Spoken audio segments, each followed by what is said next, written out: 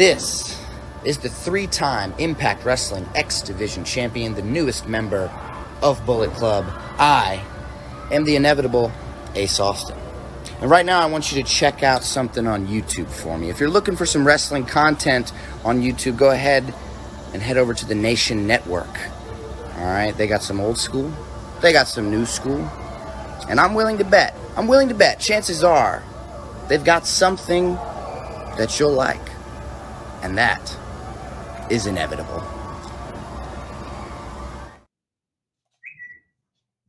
Hello, everybody, and welcome back. This is the Nation Network. I am your host, Vince McSham, not to be confused in any way, shape, or form with Vince McMahon, who is making news today. Turn that down just a little bit. Wasn't planning on doing anything today, but yeah, it's happening, right? Emma Hawk, welcome aboard, man. Wasting no time. Says, go back to the WCCW days. Are you referring to the music I had playing, or are you referring to the events of the day? If I am taking requests, I always try. There's something I can do to make me happy. So, yeah, unless you're living under a rock somewhere, if you're a wrestling fan, you've heard the news that Vince McMahon has decided to use his majority ownership throat to get him back in the game.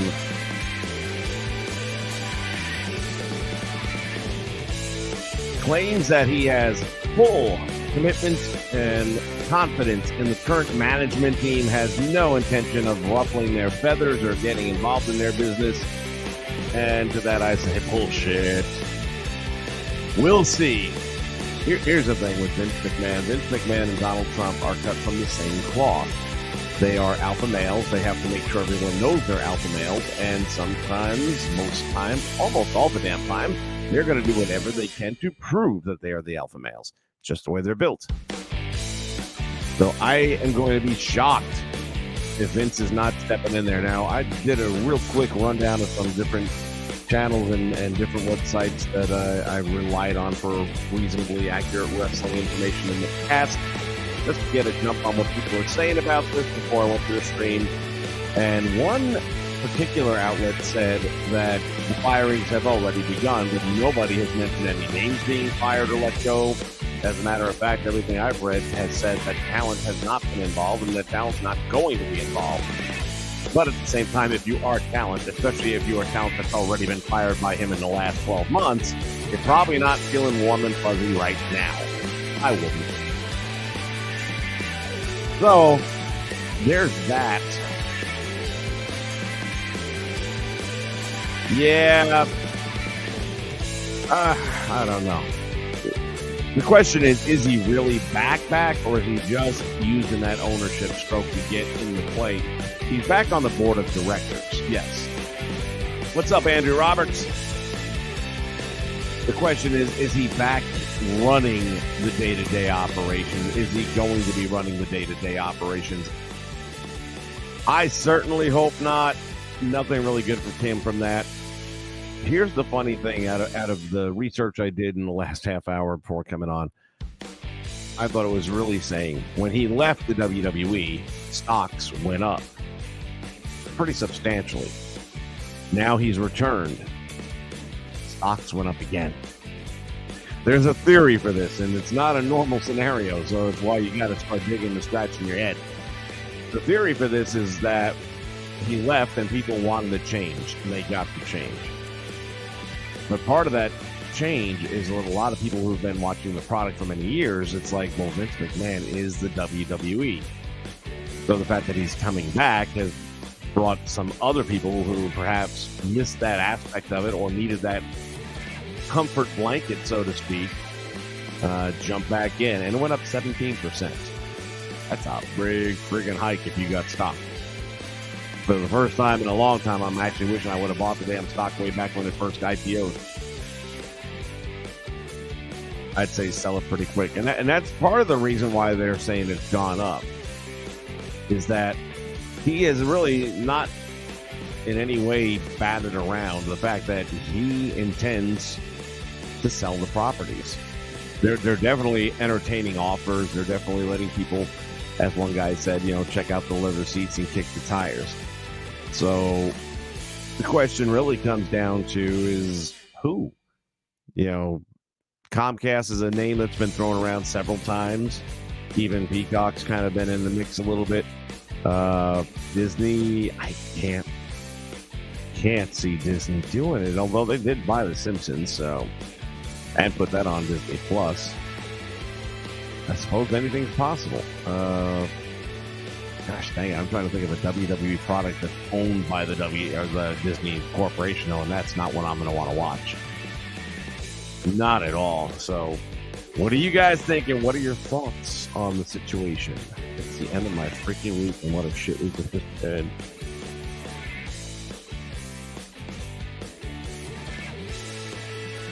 We're not allowed to drink alcohol on YouTube. That, as far as everybody knows, is soda.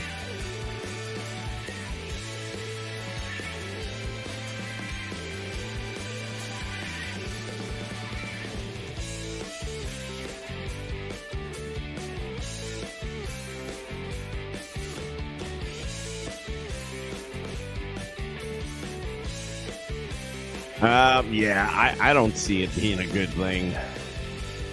I don't know. I mean, look, Vince ain't going to live forever, so sooner or later he's going to be out of the picture. We know that.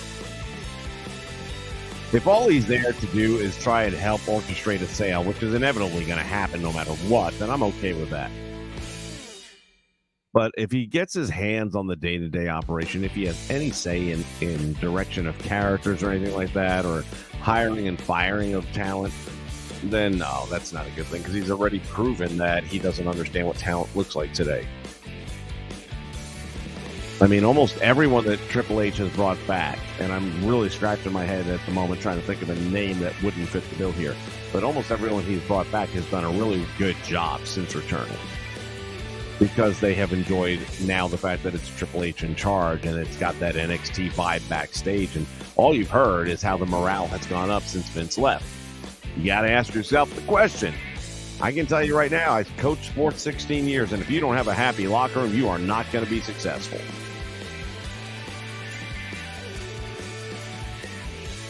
Oh, yeah, no, whoever buys it is going to continue on. I mean, they'd be foolish not to. But imagine Disney buys WWE. Let's just look at that for a moment. So you're ready for a WrestleMania, and before the whole, thing comes up, you see the little D logo pop up and Mickey with his little wand go, ah! And then they're going to go into WrestleMania. No. But it could happen. Good evening to you as well. Saudi Arabia wants to buy the WWE. Well, gosh dang it, that would be the nail in the coffin, man, if that were to happen. I'm trying to think of a scenario where I wouldn't want to stop watching it altogether, and I can't really come up with one. I mean, I'm barely watching it now. Even under Triple H, it has altered in recent weeks. I mean, I personally haven't liked anything in the last 2 weeks that I've seen on that show. I've not been happy with how they've done Bray Wyatt's return, not at all. I can't think, even Alexa Bliss, what they're doing with her, I'm not happy with that. I got nothing. I mean, there's the Charlotte thing with Ronda was a mess. I'm struggling right now. I mean, I guess Austin Theory finally getting back into his winning ways, it helps offset that shit storm they put him through. But overall, I just don't like their product. Other than the bloodline, that's it. I mean, other than Sammy, and that's almost run its course. There's not a whole lot left in that part of it. I mean, they can still go on after Roman's gone, because you still have the Usos and you still have Solo. They can bring in the Rock's daughter, whatever her name is. They can bring Naomi on, add a couple of females to the faction if they wanted to. So they still have that potential for that to continue on afterwards. I see a bit of a power struggle perhaps with Roman out between Solo and the Usos, being the younger brother, but being the enforcer, he may step into a different type of role, and that would be interesting dynamic if they pull that off.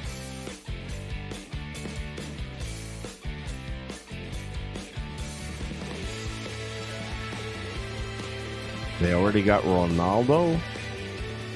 What are we talking about there? That's a soccer player, I'm pretty sure. So, what you mean? Or are you talking about Saudi? If Seth Kafab hurt, was he? Which I don't even know who that is. Oh, Seth Kayfabe. Sorry, I'm there with you. I haven't heard of him being legitimately injured, so I'm going to say it's probably kayfabe. I don't know, Keith. How can you say wrestling and normal in the same sentences with Vince McMahon? Oh, here's a real interesting aspect of this whole transaction. One of the guys who wasn't released, there were two chairmen or management personalities that were, and I don't have their names handy, but we won't know them anyway, that were relieved of their duties. And Vince brought back two of his favorites. But another individual who, I don't know if he stepped down or was released, I forget the detail on that, was the guy in charge of the investigation of Vince McMahon internally. So basically they're thinking that just gets squashed now, and somebody would have to start from scratch, which seems stupid as hell. I'm sure there would be documents, paperwork, and, this is where I got up to, and this is what I found so far. The rest is up to you, whoever's taking over that aspect of their HR division. But does seem to be pretty. It's kind of like when this guy's got stuff on the Clintons, and all of a sudden he goes jogging one day, gets shot in the back of the head. They claim it was a robbery, yet his wallet was still on him.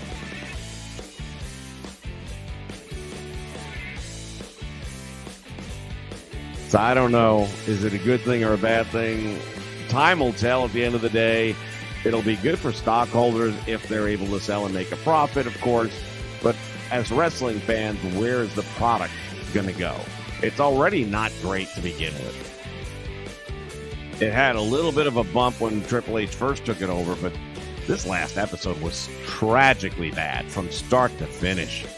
They open up with this chaos going on, and it's supposed to be chaos, but it didn't look like it. It didn't feel like it.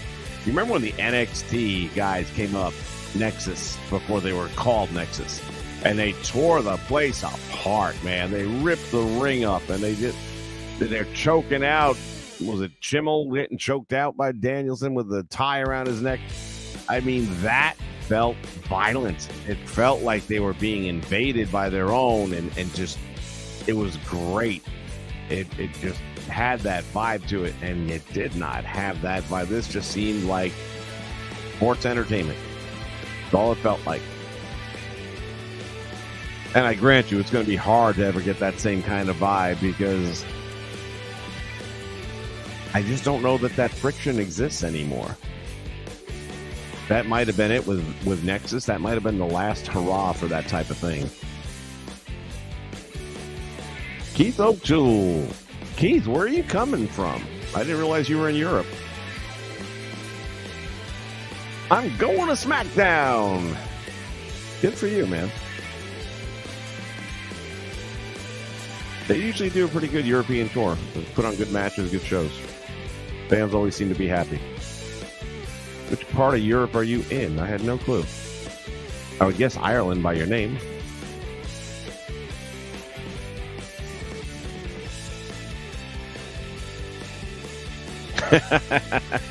Purist for a zinger.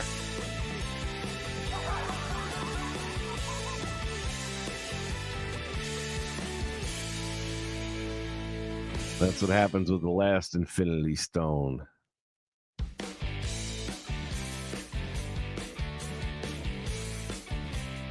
Dublin, Ireland. Hi, matey. Good to hear you. Well, in that case, you don't mind what I'm doing here. It's not a pint, but it's a start.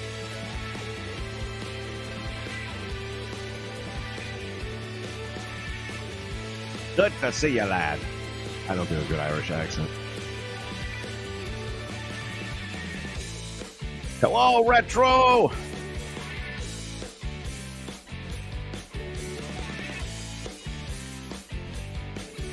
So far. Kind of like the Retro name. That's fun, too. What do you think about what's going on here, Matthew? Vince McMahon returns, and we're not sure to what degree yet.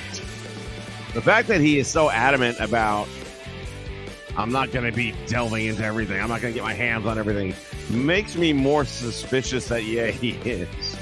I think if he doesn't have a sale going quickly, he's going to figure it's the product that's a problem, and that's why it's not happening, and then he's going to get his hands messy. And that is just going to send ratings tumbling back down.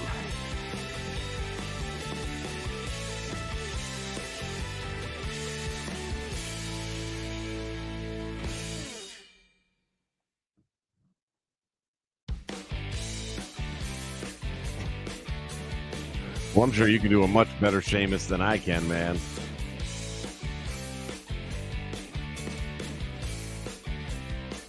It's funny, I think if I was going to do an Irish accent, I would channel Becky before Sheamus.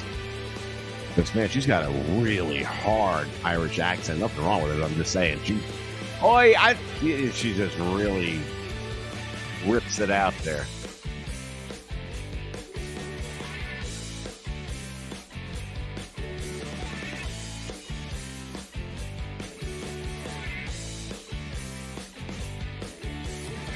I don't know that that's necessarily a bad thing. Look, it's going to happen. That's a foregone conclusion. I mean, if Vince dies tomorrow, it's being sold. So whether he's involved or not, there's been some interesting aspects of this whole thing, though. A lot of shareholders, have talked about they are going to form a lawsuit and sue him for the money that was spent on this investigation of his bad behavior. But then they've also come out and said, however, if you just get the hell out, then we won't, if you can sell it and make us a quick profit, then we won't sue you. And then he has allegedly said, and I've found nothing to validate this, but one usually reliable source said that he in turn has threatened to bankrupt the company if they did.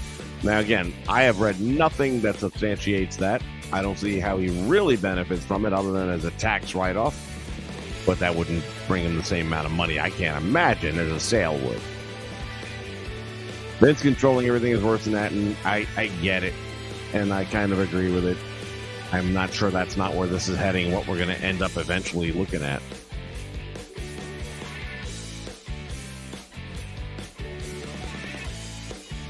Vince is Vince, and you can definitely judge him based on his track record and the things he's done to date.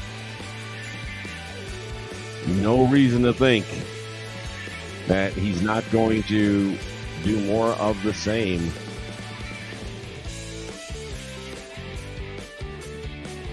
There you go. Where am I at? Boom, there I am.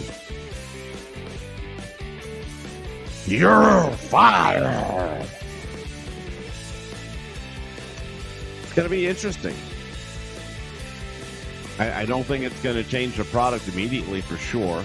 Definitely not through the next pay-per-view. Or, I'm sorry, premium event. We got the Rumble coming up. I can only imagine. Can you see him being an entrant?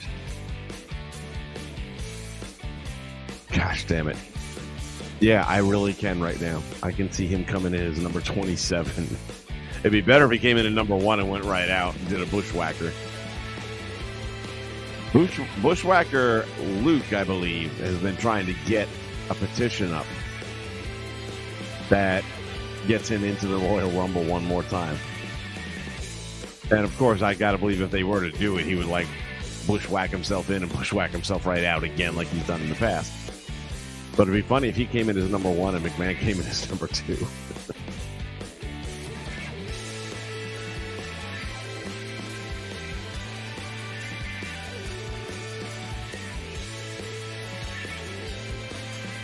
Or just burn everything down to the ground. So what, he's going to bring back the NWO? I'm going to kill my creation. I'm going to inject the poison of the NWO.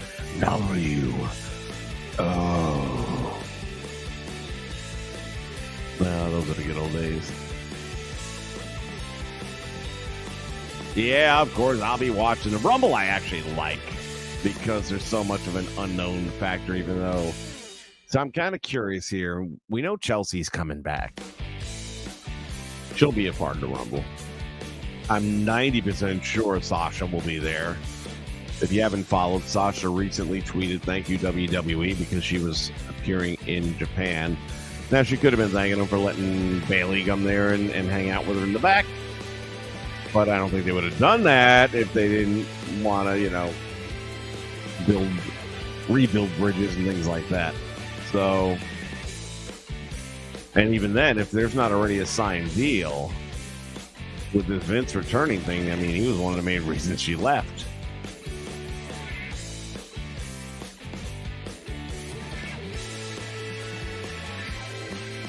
So, I mean, they've all made one point clear about this, Keith, and that is that Rock and Roman happens this year or it does not happen at all. And I believe that 100% to be true. The Rock's days of in-ring performing are almost over. And as great as he looks, those days are behind him. He's not going to be the Rock that we're used to. He'll still be pretty damn good, but he won't be doing the stuff he did back in the Attitude Era. He just, he's a Hollywood entity at this point in time. And the only way they put the belt on him is if they're taking it off the next day. Because he does have movie commitments and things like that, so.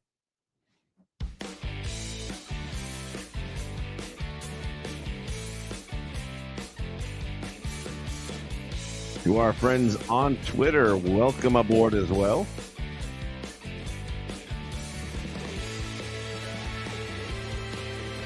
Impact Wrestling last night, if anyone didn't check it out. It was actually another pretty good show. I liked him. It was the most talking episode I've ever seen of Impact in the last year. They had so many long segments, but they were good. One in particular was Mickie James recapping her career. If you haven't seen it, I'm sure it's on YouTube by now. Twitter's Impact's pretty good about putting that kind of stuff up. It's probably about 6 minutes long, maybe even a little more. It's so real, so raw, so emotional. And again, there's a part of me that's almost willing to drop the $40 to watch this live and not wait the month to get it on their service. But $40 is still pretty steep right now. Yeah, this economy, I gotta be a little bit more careful.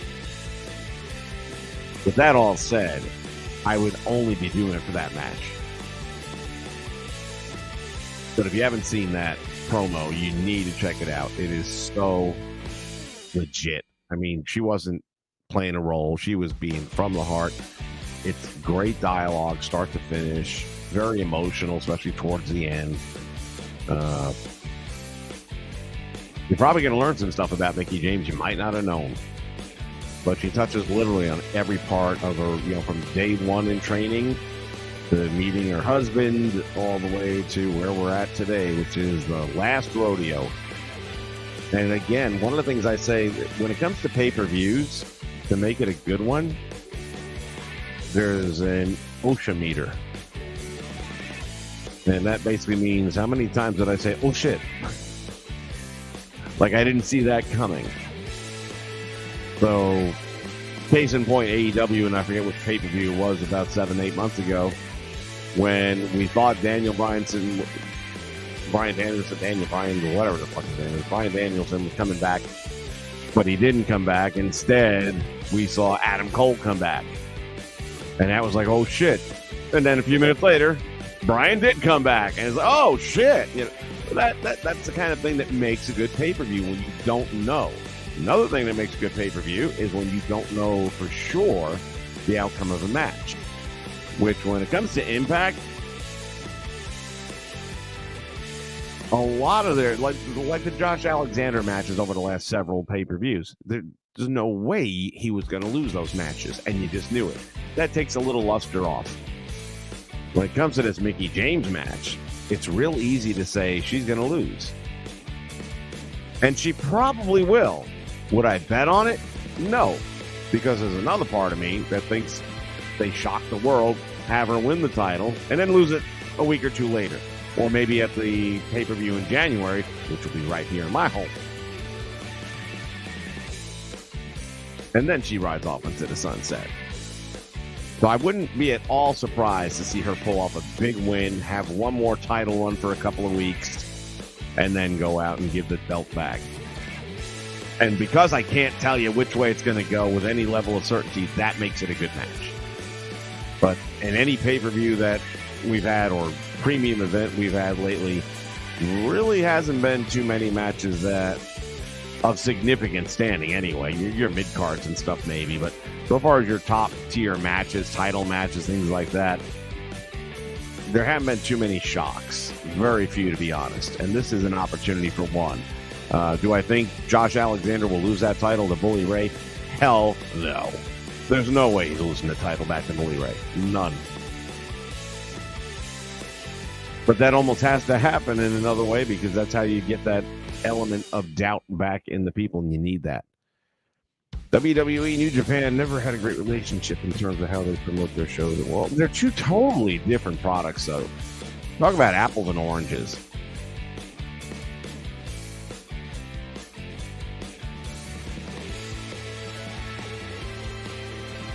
Yeah, like I said, Mickey's promo was spot on. There was another segment at the very end between Bully Ray and Scott D'Amore, which was pretty good. Probably ran a little long. And there was a couple of moments there where they were talking over each other, and it gets a little interesting there where I'm not even sure what was legitimate heat in the moment. But it was still good. It was watchable. I don't know how that furthers the storyline really, but okay. Next week is the go-home show. We'll see what they have in store for that. And I'm trying to remember what the other... There was another longer promo-type bit that was also pretty good. So this was the most talking I've seen on an Impact show for 2 hours. I'd say they probably talked for a good 25 minutes, which they don't normally do that.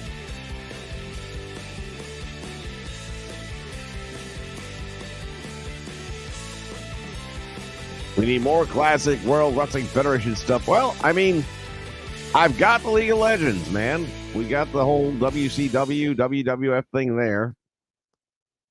So, I mean, that's not going back to the 70s and 80s, but the only way I really can do that is if I want to go back to 2K20, which, God, does anybody? Because that's where I still have that roster. And I might dabble with that once in a while, because that is kind of where we started out from. But I've done so much with that genre that I feel like I don't have anything left to really pull from. I mean, we're just going to keep rehashing the same old. I kind of had a little bit of fun when I turned Hogan heel and had to join the Heenan family. I enjoyed that a little bit.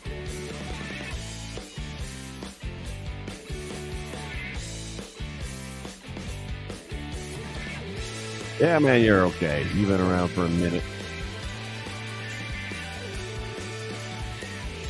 We can go check out Keith O'Toole's stuff and see what he's got going on.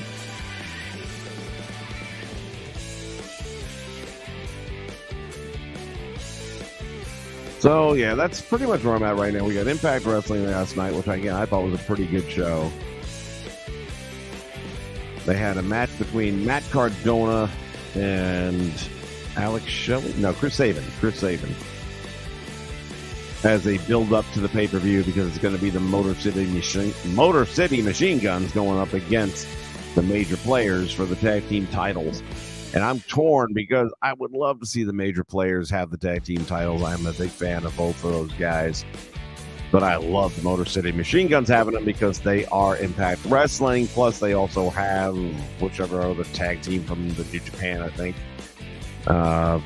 They're kind of like the new Dax Harwood and Cash Wheeler for Impact Wrestling, where they got several titles around them, and it looks good that way. But major players, man, I like them. Wouldn't mind seeing it. The reason I don't think we're going to see it is I still think Matt Cardona is going to be an entrant in the Royal Rumble. I have a funny feeling him and Chelsea are both going to the WWE. We know Chelsea's going. I mean, that's a no-brainer. But I got a funny feeling they're finally realizing, hey, Matt's paid his dues. He's rocked the independents. He's done well. He's done well in Impact. He's got the look still. He's got the move still.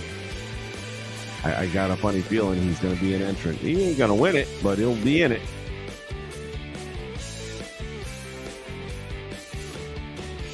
All right, everybody. That's all I really have from WrestleChat this week. Talked about the Vince McMahon thing, and we're going to see how that all plays out. So don't be surprised if we come right back and do another one even tomorrow, depending on Vinnie Mac and where he decides to take this thing, because he's crazy like that. You never know. You never know. In the meantime, I'm going to wish everybody a fond farewell and a good night. So long from ringside.